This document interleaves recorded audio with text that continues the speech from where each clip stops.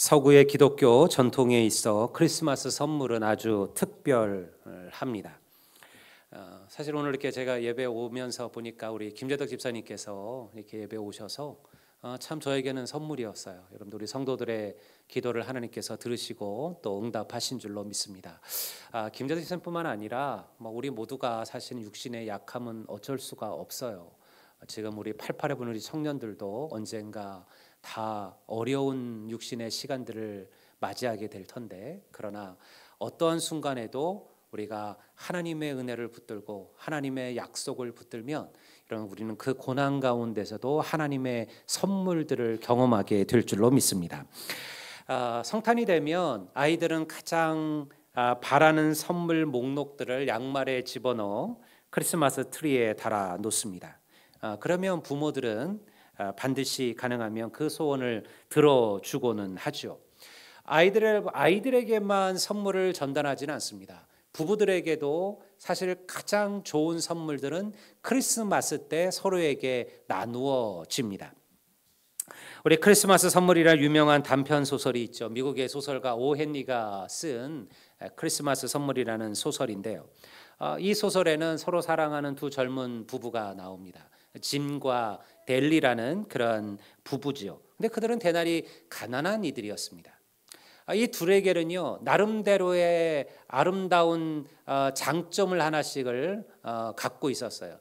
이 델리는 금발의 치렁치렁한 긴 머리를 누구나 부러워하는 머리를 갖고 있었고요. 그리고 이 짐에게는 자기 아버지가 물려준 시계줄은 이제 끊어지고 없지만 아름다운 금시계를 갖고 있었습니다. 아내는 남편에게 그 금시계에 어울리는 시계줄을 사주고 싶어 했고, 남편은 그 아내의 그 치렁치렁한 긴 머리에 꽂아줄 아름다운 머리핀 세트를 사고 싶었어요. 하지만 너무 비쌌습니다.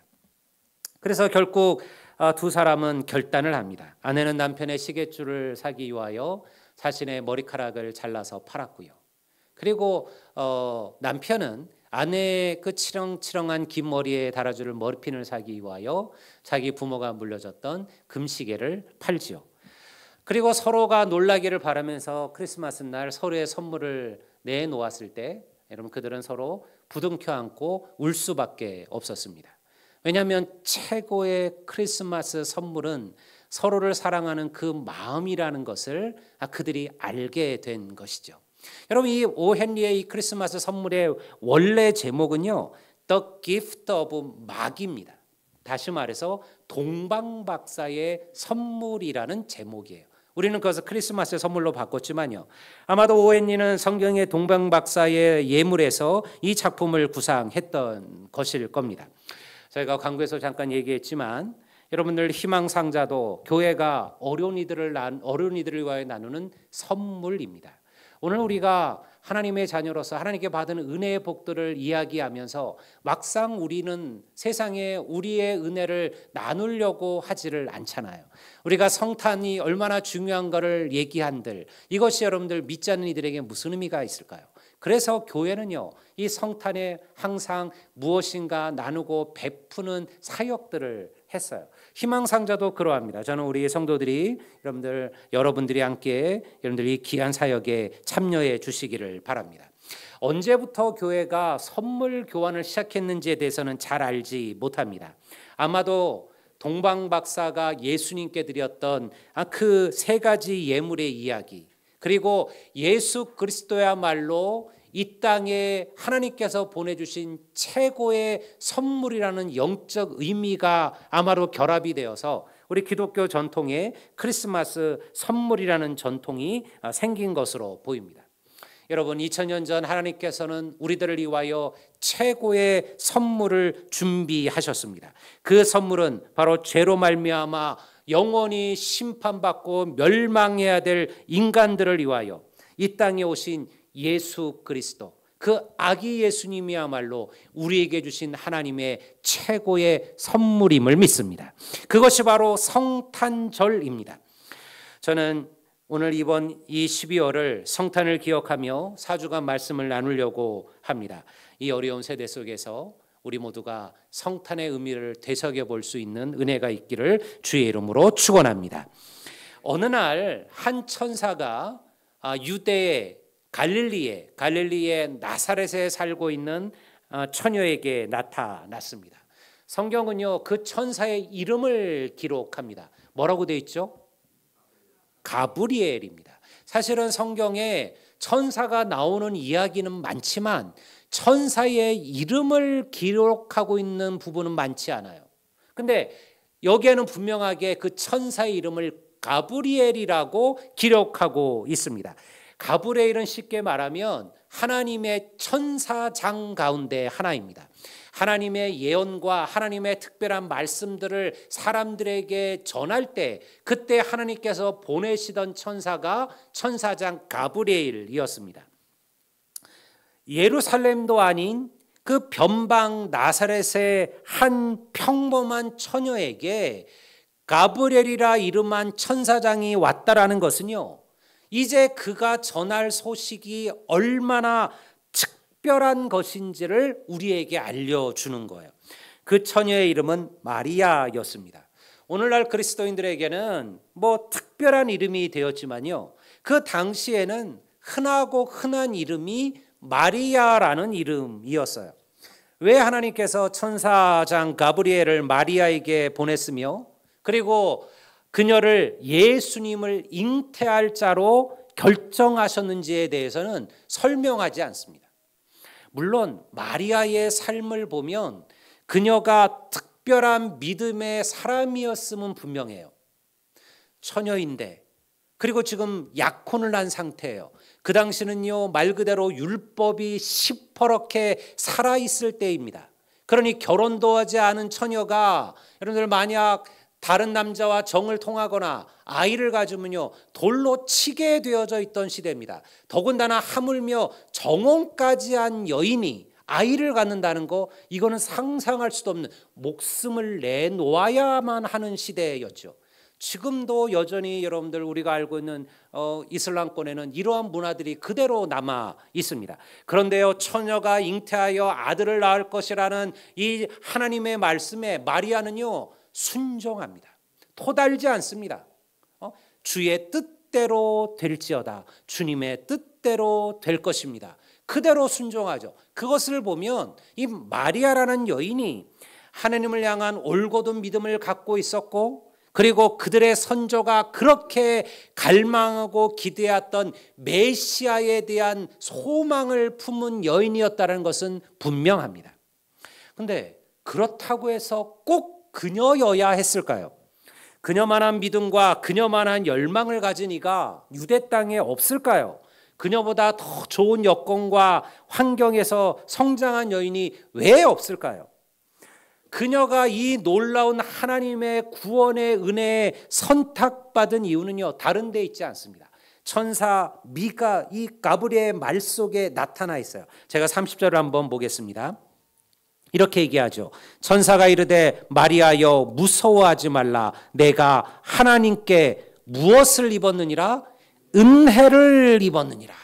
여러분, 그녀가 선택받은 가장한 중요한 이유는 하나님께서 그녀를 선택하셨기 때문임을 믿습니다.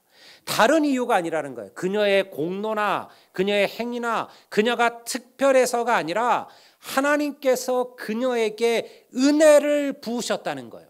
그녀에게 은혜를 베푸셨다라는 겁니다.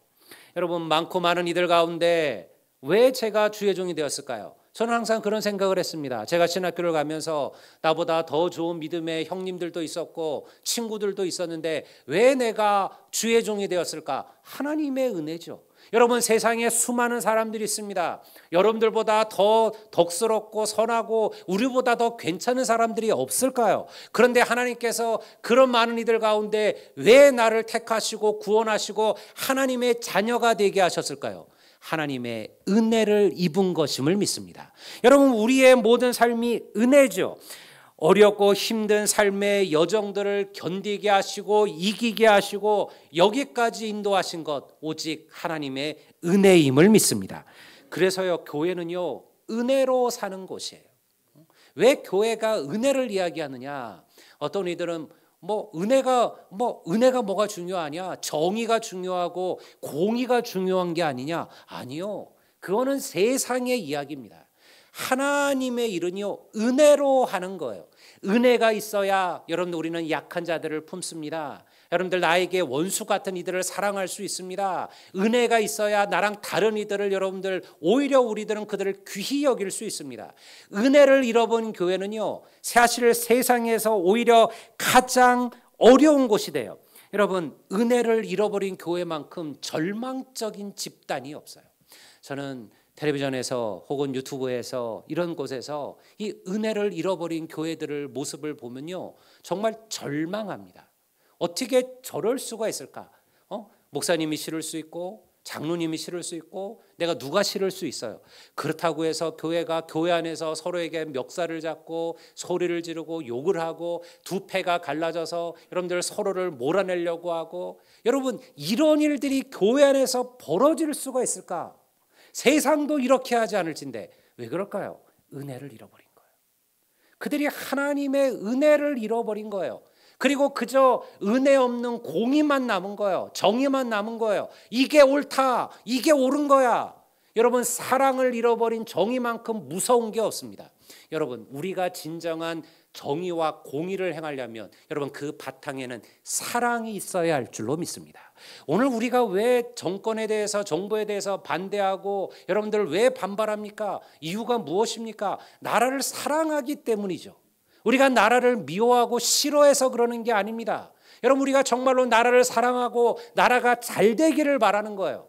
여러분, 그래서 군사독재 시절에 젊은이들은 자기의 목숨을 각오하고 여러분들 그들과 맞서 싸운 겁니다. 여러분, 저도 그 마지막 여러분들 그 시대를 살았던 이들 가운데 하나였어요. 저도 386 그때 시대였으니까요. 지금은 이제는 586이 돼가고 있지만요. 60년대 생애, 80년대 학번들, 여러분들 가장 치열하게 군사독재와 맞서 싸웠고요. 우리가 알고 있는 수많은 젊은이들이 생명을 바쳤습니다. 여러분, 그들이 그 정의를 외칠 때 그들의 마음속에 무엇이 있었을까요? 나라에 대한 사랑이 있었어요. 나라에 대한 안타까움이 있었던 거예요. 여러분, 이것이 은혜예요. 은혜라고 해서 무조건 좋다, 무조건 괜찮다가 아니에요. 여러분, 우리 안에 하나님의 사랑이 있을 때 여러분 그 사랑이 진정한 은혜를 회복하게 할 줄로 믿습니다. 여러분, 우리가 시편 51편 12절 한번 볼까요? 그럼 도대체 뭐가 은혜고 어떻게 해야 은혜 충만한 자가 될 수 있느냐? 시편 5편 12절은요 다윗의 시편입니다. 이런 구절이 나옵니다. 우리 다 같이 한번 읽어보시겠습니다. 주의 구원의 즐거움을 내게 회복시켜 주시고 자원하는 심령을 주사 나를 붙드소서. 내게 뭘 회복시켜 달라? 구원의 즐거움이에요.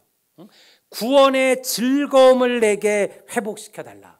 시편 5편은요 다윗이 밧세바와 성적 간음을 저지르고 난 이후에, 그리고 그가 하나님께 지은 회개의 시편입니다. 왜 그 위대했던 다윗이 넘어졌을까요? 그 경건했던 왕 다윗이 어떻게 악한 왕 사울이 저질렀던 죄보다 더 악한 죄를 저지르게 되었을까요? 이유는 간단하죠. 그가 은혜를 잃어버린 거예요. 그가 구원의 즐거움을 잊어버린 거예요. 하나님께서 그동안 그에게 베푸셨던 그 놀라운 구원의 은혜들을 잊어버리고 세상의 것에 취한 겁니다. 왕이라는 자리에 올라서고요. 그리고 모든 것이 평안해지니까요. 그러고 나니 그동안 하나님께서 그를 위하여 베푸셨던 놀라운 구원의 이야기들을 까마득하게 잊어버린 거예요. 그러니 여러분 그가 지금 뭐라고 고백해요? 하나님, 내게 이 구원의 즐거움을 회복시켜 주옵소서. 그가 오히려 도망자로 살아갈 때, 사울의 군대와 그 칼을 피하여 도망할 때 하나님께서 때마다 순간마다 다윗을 구원하시고 다윗을 돌보아 주셨어요. 그는 그 은혜 앞에 감격했어요. 여러분, 내가 평생 하나님을 위하여 살겠습니다. 그렇게 결단했죠. 그런데 여러분, 모든 것이 평안해지니까 그것을 까마득하게 잊어버린 거예요. 여러분, 우리가 하나님의 구원의 그 이야기들을, 구원의 역사들을 기억하고 묵상하고 돌아보는 것이 우리의 잃어버린 은혜를 회복하는 길인 줄로 믿습니다. 여러분, 이것이 하나님의 은혜입니다. 그리고 그것이 성탄입니다. 성탄절은 우리를 향하신 하나님의 구원이 얼마나 크고 놀라운지를 기억하는 날입니다. 제가 지난번에 얘기했지만 12월 25일이 왜 성탄절인가에 대해서는 성경이 기록하고 있지는 않습니다. 어디에도 우린 성경에서 예수님의 태어나신 날을 확인할 방법이 없어요. 교회가 결정한 거예요. 우리가 12월 25일을 예수님의 성탄일로, 예수님께서 이 땅에 오신 날로 우리가 기억하자라고 정한 것이죠. 여러분, 성탄절은 어떻습니까? 우리를 향하신 하나님의 놀라운 구원의 이야기입니다. 우리가 알고 있는 수많은 위인들은 다 하나같이 하나님의 은혜 안에 살았던 사람들입니다. 여러분, 알렉산더, 징기스칸, 나폴레옹 이런 이들은 위인이 아닙니다. 우리는 어린 시절 그들의 이야기를 읽으면서 그들을 위인이라고 불렀잖아요. 위인전이라고 해서 그들의 이야기를 보았습니다. 그러나 여러분, 그들은요, 자신들의 야망을 위하여 수십만 명, 수백만 명의 사람들을 여러분들 죽음으로 몰아넣었던 이들입니다. 생각해 보세요. 여러분, 유럽에는요, 지금도 몽고에 대한 아주 그 오래된 그 공포가 남아 있어요. 그 몽골군이 한번 쳐들어왔을 때 유럽이 완전히 초토화가 됐습니다. 만약 징기스칸이 죽지 않았더라면, 그리고 그 다음에 또 그 황제들이 칸들이 죽지 않았다면요, 유럽 전체는 몽고에게 집합했을 거예요. 다행히 동유럽까지 왔다가 징기스칸이 죽는 바람에 사실 몽골대가 다 빠져나가죠. 여러분, 그들이 들어왔을 때 여러분 모든 마을을 초토화시켰습니다. 조금이라도 반항하는 그러한 성들이 있고 그러한 나라들이 있으면, 그런 도시가 있으면요, 갓난아이까지 하나도 살리지 않고 다 죽였어요. 여러분, 알렉산더도 그러했고 징기스칸도 그러했습니다. 그러니 그들은요 진짜 위인이 아닙니다. 영웅이 아니죠. 진짜 위인은요 죽이는 자가 아니라 살리는 자여야 하는 거예요. 슈바이처가 그러하고, 리빙스턴이 그러하고, 테레사 수녀가 그러하고, 고 장기려 박사님 같은 분들이야말로 진정한 위인들이죠. 구한말 이 땅 조선 땅에 들어왔던 수많은 선교사들이 그러합니다. 그들은 기꺼이 자신의 삶을 다른 일을 위하여 바쳤어요. 충분한 영광과 부를 누리며 살아도 될 만한 이들이요, 고통받는 이들을 위하여, 절망에 빠진 이들을 위하여 기꺼이 자기의 삶을 내놓았고 그들과 함께 고난을 받았다라는 거예요. 어떻게 그럴 수 있을까요? 어떻게 그들은 그렇게 살 수 있었을까요? 여러분들 만약 여러분의 자녀를 힘들게 키웠어요. 똑똑한 아이였어요. 그래서 여러분들 열심히 공부해서 서울대 의대를 갔습니다. 여러분들 의대 공부가 또 학비가 오죽이나 많이 듭니까? 그래서 수많은 돈을 들여서 아이를 의사로 키웠어요. 이 아이가 이제 인턴을 받고 레지던트를 받고 전문의가 되었어요. 근데 여러분들 갑자기 모든 것을 다 포기하고 내가 아프리카로 나가겠다. 내가 아프리카에 가서 혹은 어딘가에 오지에 가서 내가 가난한 이들을 위하여 내 평생을 바치겠습니다라고 얘기한다면, 여러분 부모 입장에서 잘했다, 잘 선택했다 이렇게 말할 수 있는 분들이 얼마나 있을까요? 이제는 그냥 떵떵거리고 살 수 있잖아요. 이제는 수많은 돈도 벌 수 있고 세상 사람들에게 선생님이라 칭찬을 받으면서 살아갈 수 있는데요, 그들은 그렇게 하지 않았다라는 거예요. 왜 그럴까요? 왜 그러했을까요? 은혜가 있었던 거죠. 그들은 하나님의 은혜를 경험한 거예요. 여러분, 하나님께서 어떻게 그들의 삶 속에 구원의 역사를 베푸셨는지를 그들은 절절히 경험한 거예요. 그리고 그렇게 살기로 결단한 거예요. 제가 목회 길을 결단할 때 저 역시 저를 붙든 것은 이 은혜였습니다. 나 같은 죄인을 구원하신 그 놀라운 하나님의 사랑을 또 다른 이들에게 전하고 싶다라는 불같은 심령이 저를 붙들었습니다. 사실 저희 아버지는 그리 찬동하지 않았습니다. 왜냐하면 저희 아버지는 평생 여러분들 가난한 목회자로, 그리고 개척교회 목회자로, 작은 교회 목회자로 사셨기 때문에 그 고달픔, 그 어려움을 너무나 잘 알고 계셨죠. 그러니 흔쾌히 그 길을 저에게 이야기하지 않았습니다. 저는 크면서 너는 좀 목사가 되면 어떻겠느냐. 저희 어머니는 가끔 그런 말을 했지만 저희 아버님은 한 번도 그런 얘기를 한 적이 없었어요. 근데 이제 저한테는 얘기 안 했는데 저희 아버님이 살아계실 때 저희 손자들에게 한번 그 얘기를 하더라고요. 야, 너 그래도 내가 목사고 네가 목사인데 또 3대째 목사는 하나 좀 나와야 되지 않겠느냐. 아버지, 우리 애들은 믿음이 없습니다. 믿음이 없습니다. 사실은 뭐 하나님의 일을 어떻게 알겠습니까? 하나님께서 어떻게 인도하실지는 모르겠지만 여러분 은혜가 있어야죠. 은혜를 경험하지 않으면요 절대 하나님 이 일을 못합니다. 여러분 저만 그럴까요? 목회의 길을 걸어가는 이들에게만 은혜가 필요할 거예요? 아니요. 오늘날 그리스도로 살아가는 모든 성도들의 필요한 것이 바로 이 놀라운 구원의 은혜를 붙드는 거예요. 여러분 우리가 구원의 은혜에 감격하고 나 같은 죄인을 구원하시는 하나님의 은혜 앞에 벅찬 마음으로 살면요 여러분들 누구 한 사람 때문에 무엇 때문에 뭐 때문에 넘어지지 않습니다. 쓰러지지 않습니다. 흔들리지 않습니다. 그는 마치 시냇가에 심은 나무처럼 철을 따라 열매를 맺는 하나님의 거목으로 자라나게 될 줄로 믿습니다. 그러니요 여러분 섭섭한 마음들이 생기고 여러분들은 뭔가 자꾸 교회 불편함이 생기면요 남들을 보지 마세요. 나를 보세요. 내가 지금 은혜를 잊어버리고 있는 거 아닌가? 내가 지금 은혜를 잃고 있는 것은 아닌가? 그래서 예전에 내가 은혜 충만할 때는 아무렇지도 않았던 것들이 지금 내게 이렇게 불편하게 느껴지는 것은 아닌가? 여러분, 믿음은 항상 다른 이가 아니라 나를 먼저 돌아보는 것이 시작임을 믿습니다. 여러분, 그것이 하나님의 은혜예요. 여러분, 그러려면요, 우리는 다시 처음으로 돌아가셔야 됩니다. 구원의 은혜, 구원의 은혜. 나 같은 죄인을 구원하신 하나님의 은혜. 이것이 바로 우리로 하여금 은혜 속에 살게 하는 힘이 됨을 믿으시기를 바랍니다. 천사의 말씀대로 되었죠. 32절 33절을 제가 읽어보겠습니다. 이 천사의 이야기예요. 그가 큰 자가 되고 지극히 높으시니 아들이라 일컬어질 것이요 주 하나님께서 그 조상 다윗의 왕위를 그에게 주시리니 영원히 야곱의 집을 왕으로 다스릴 것이며 그 나라가 무궁하리라.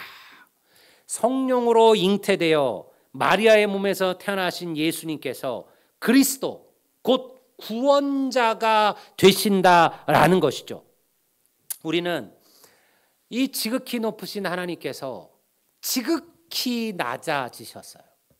우리가 이것을 신학적으로 그리스도의 비하라고 부릅니다. 자기를 낮추셨다라는 것이죠.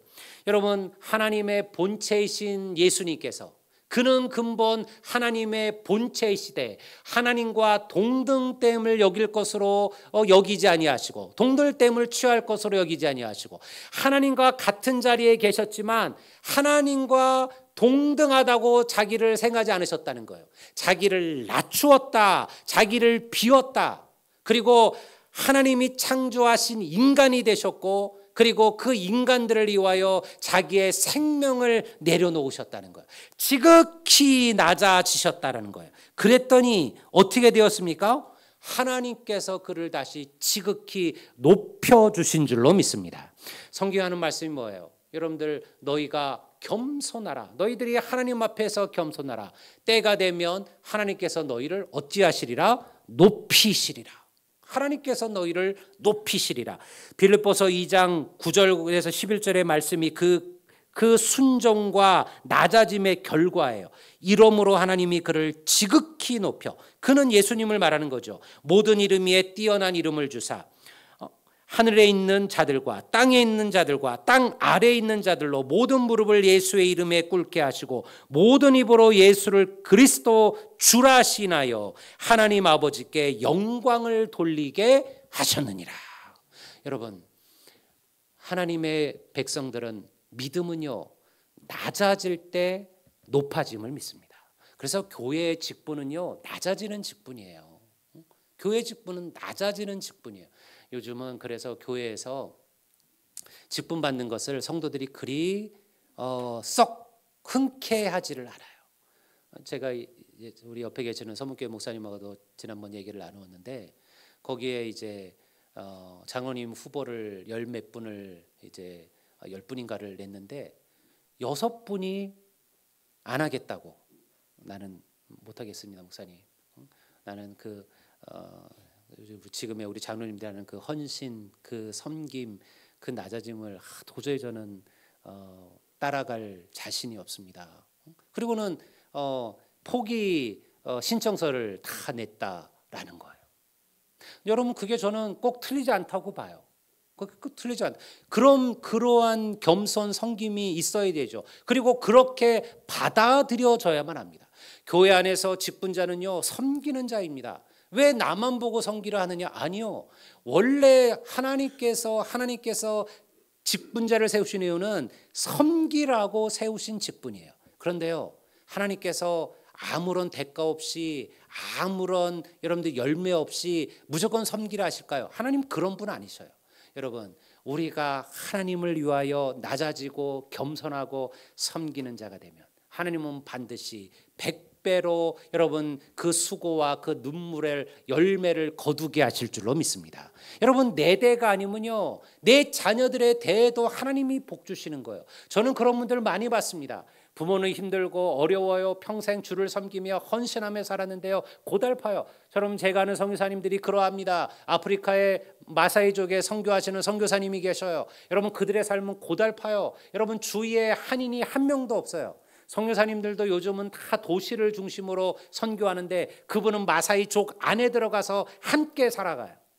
그러니 어디 가서 한국 나오면 정말 이 한국말 하는 것 자체가 너무 행복하다는 거예요. 한국말을 할 데가 없으니까요. 그런데 고달파요. 어려워요. 그런데요, 여러분, 하나님께서 그의 자녀들에게 축복과 은혜를 베푸셨음을 믿습니다. 그들의 길이 열려지는 거예요. 자녀들의 길이 하나님께서 그 길을 형통하게 여시는 거예요. 축복하시는 거예요. 여러분, 그러니 부모에게는 기쁨이 있는 거예요. 내가 고달프고 내가 어렵지만 하나님께서 나의 헌신, 나의 수고, 나의 낮아짐을 기억하시고 내 자녀들에게 이러한 복을 주시는구나. 여러분, 그게 부모의 마음 아니겠습니까? 나는 좀 어려워도 내 자식들이 잘 된다면 최고의 축복이잖아요. 그게 보통 부모들의 마음 아니겠습니까? 하나님의 마음이 그러합니다. 여러분, 주를 위한 헌신, 주를 위한 낮아짐은 반드시 하나님의 놀라운 축복으로 돌아옴을 믿습니다. 성도 여러분, 오늘 우리는 이 놀라운 하나님의 은혜의 성탄의 자리에 섰습니다. 오늘 우리가 세상에서 넘어지고 낭망하는 이유는 무엇입니까? 진정으로 이 땅의 왕이 누구신지를 깨닫지 못하기 때문에 그러합니다.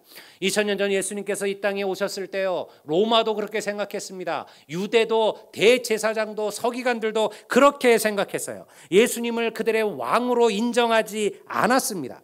그들은 권력이나 부나 물질이나 군대가 세상을 지배한다라고 믿었죠.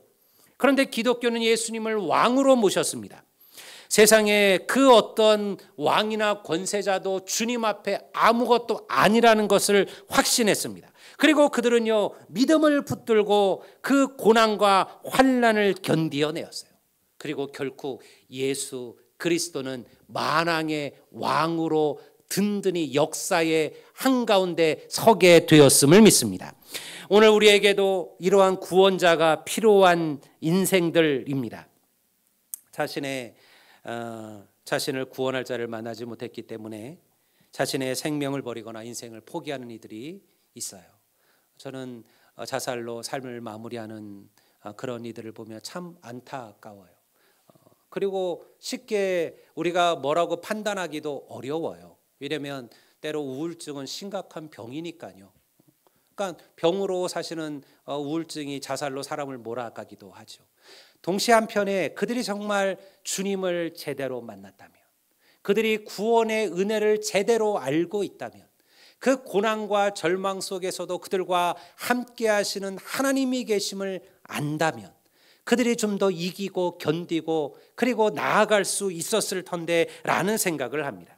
아무것도 아닌 사람 때문에, 말 한마디 때문에 우리는 분노하고 낭망하기도 합니다. 열심히 살려고 노력하지만 내 뜻대로 되지 않을 때가 많아요. 그리고 내 편이 없는 것처럼 느껴지기도 합니다. 그때 마리아가 그러했으며 목자들이 그러했으며 수많은 유대의 백성들이 그러했죠. 그렇기 때문에 우리는 구원이 필요한 자들입니다. 내 힘과 내 능력과 나의 의지로 감당할 수 없는 인생의 순간들마다 예수 그리스도께서 여러분들의 구원자가 되어 주실 것임을 믿으시기를 주의 이름으로 축원합니다. 성도 여러분, 우리 모두는 하나님의 은혜를 입은 자들입니다. 마리아처럼 우리도 하나님의 특별한 은총을 받았어요. 나는 마리아처럼 천사를 만나본 적이 없는데요. 그렇지 않죠. 마리아가 성령으로 주님을 잉태하는 축복을 받았다면 우리는요, 성령과 더불어 살아가는 자가 되었습니다. 여러분, 마리아가 천사의 음성을 들었다면 우리는 매 순간 우리를 인도하시는 성령의 음성을 듣는 은혜를 경험하는 거예요. 여러분, 그래서 우리의 삶이 복된 삶이라는 거예요. 왜 예수님께서 세리요한을 보시고 여자가 낳은 자운데 저보다 큰 자가 없다 이렇게 말씀하시고, 또 이어서 하지만 하나님의 나라에서는 그가 가장 작은 자로다 이렇게 말씀했을까요?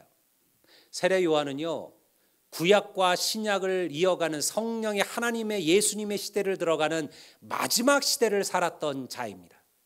그런데 사실은 그는 진정한 예수님의 시대를 경험해 보지 못한 거예요. 맛만 본 거예요. 맛만 본 거예요. 우리는 어떠합니까? 우리는 오순절 성령의 강림으로 이제는 영원히 하나님과 더불어 함께 살아가는 자들이 되었습니다. 구약의 선지자나 왕들이나 특별한 자들에게만 일시적으로 부어졌던 하나님의 거룩한 영이 오늘 이제는 우리의 삶 속에 우리를 떠나지 아니하고 우리를 버리지 아니하고 영원히 우리와 함께 살아가고 있다는 거예요. 이게 임마누엘이잖아요. 하나님이 우리와 함께 계시다. 여러분, 이 축복이 얼마나 큰 축복인지를 깨달아 알라라는 것입니다. 세상은 성탄의 주인공이 누군지를 알지 못합니다. 그들은 성탄을 연인들이 사랑을 속삭이는 날로, 그리고 좋은 선물을 받는 날로, 백화점에 대바겐 세일이 이루어지는 날로 그렇게 생각하죠. 산타가 성탄의 주인공이 되어져 버렸습니다. 하지만 크리스마스는 우리들을 구원하시고자 이 땅에 오신 예수 그리스도, 여러분, 그 은혜에 감격하며 예배하는 날임을 믿습니다. 그게 크리스마스예요. 크라이스트와 마스라는 미사, 예배, 이 두 단어가 합친 말이 크리스마스예요. 그러니까 주님께 예배하는 날, 이게 크리스마스입니다. 하나님께서는 여러분들을 사랑하십니다. 당신의 독생자를 보내시어 우리를 위하여 죽게 하심으로 우리를 모든 죄에서 구원해 주셨습니다. 그 하나님의 가장 큰 사랑이 우리에게 나타난 날이 바로 성탄절입니다. 우리가 이 사랑을 알고 이 사랑을 전하고 이 사랑대로 살아간다면 우리도 하나님의 자녀라 불리우게 될 것입니다. 이번 성탄을 통해 이 놀라운 하나님의 은혜와 사랑을 기억하며 감사하며 감격하는 우리 모든 성도들이 되시기를 주의 이름으로 축복합니다. 우리 다 같이